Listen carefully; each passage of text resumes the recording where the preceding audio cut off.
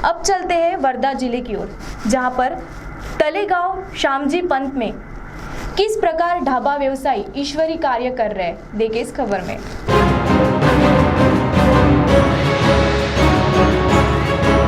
आज corona virus की दहशत संपूर्ण दुनिया में है और हमारे देश में भी कोरोना का संक्रमण अनेक जगहों पर बढ़ रहा है और वही महाराष्ट्र के अनेक जिलों में अब इसका प्रसार बड़ी तेजी से बढ़ रहा है और हालात ऐसे है कि हर इंसान एक दूसरे इंसान को एक शंका की नजर से देख रहा है। मगर तलेगांव श्यामजी पंथ, यह गांव श्यामजी पंथ महाराज के पावन स्पर्श से अमर हुआ है, जिसकी वजह से यहाँ के नागरिक किसी की भी मदद के लिए हमेशा तैयार रहते हैं और वैसे भी कहा गया है कि सेवा में ईसाई। मुंबई से नागपुर इस राष्ट्रीय महामार्ग पर बसा यह तलेगांव तथा इसी गांव के मार्ग पर एक ढाबा है और इस ढाबा की वजह से लगभग 2 महीनों की कालावधि में कितने भी मजदूर कोई पैदल या गाड़ी से प्रवास कर रहे हैं और उनके कंधों पर मौजूद भारी भरकम बोझ, साथ में उनके साथ मौजूद मासूम छोटे छोटे बच्चे, न उनके पास न पानी है न भोजन की व्यवस्था, किसी प्रकार की कोई सुविधा नहीं। और एक तरफ अगर पैसे भी हैं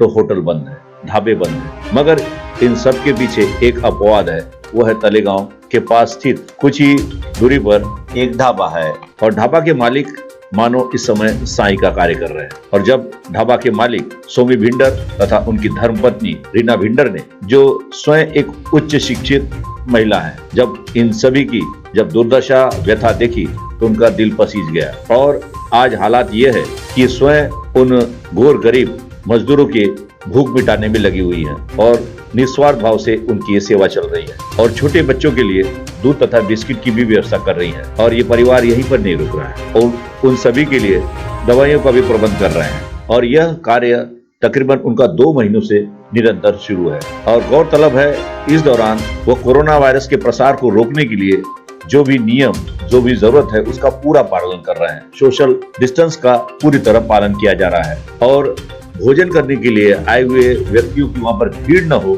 इसके लिए ढाबे के चारों तरफ रस्सियां बांधी गई हैं और आज उनके ढाबे पर मजदूर न रहते हुए भी यह ढाबा लोगों की सेवा के लिए खुला हुआ है और उनके इस परोपकारी उपक्रम को देखकर गांव के कुछ नवयुवक तथा वहां के शिक्षक विलास पकाले यह भी समय में समय निकालकर निस्वार्थ भाव से अपनी सेवा दे रहे हैं और मानो ऐसा महसूस हो रहा है इन दंपतियों के रूप में इन मजदूरों को मानो एक साक्षात ईश्वर के दर्शन हो चुके हैं और इस संकट काल में किसी प्रकार का कोई प्रचार प्रसार न करते हुए, न कोई पब्लिसिटी करते हुए ये लगातार लोगों की सेवा में लगे हुए हैं तथा इस संबंध में ढाबा के मालिक द्वारा जानकारी दी गई। सडनली कुछ 21 मार्च को लॉकडाउन लगा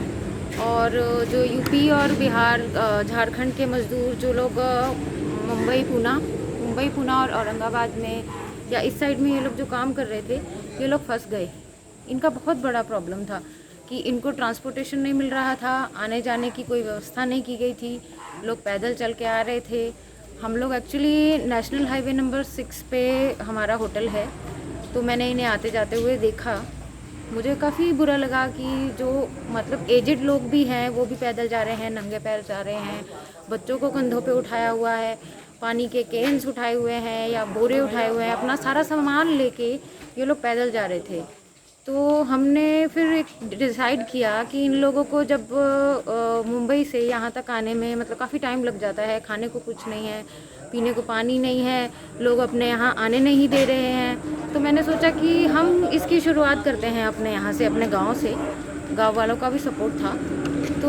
हम लोगों ने पहले अपने होटल को बैरिकेड किया, पूरी तरह ब्लॉक किया हर जगह। हाइजीन का भी हमने काफ़ी ख्याल रखा है, फेस मास्क,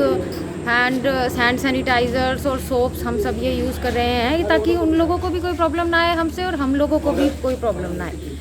और एक प्रॉब्लम थी हम लोगों को कि स्टील के बर्तन स्टील के यूटेंसिल्स हम जो यूज़ करने वाले थे, उससे काफ़ी बड़ा प्रॉब्लम आने वाला था कि वो भी टच करेंगे और हम लोग भी टच करेंगे। तो उसकी जगह एक हम लोगों ने उपाय निकाला कि डिस्पोजेबल्स यूज़ करते हैं।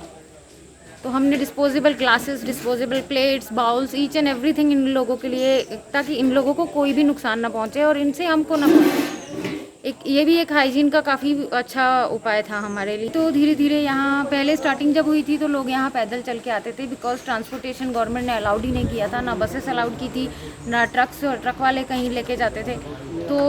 पहले तो 100 लोग 200 लोग यहाँ खाना खा के जाते थे, हम लोग उनको चार्ज नहीं करते थे, बिकॉज वो बैरफुट थे, पैसा था नहीं था।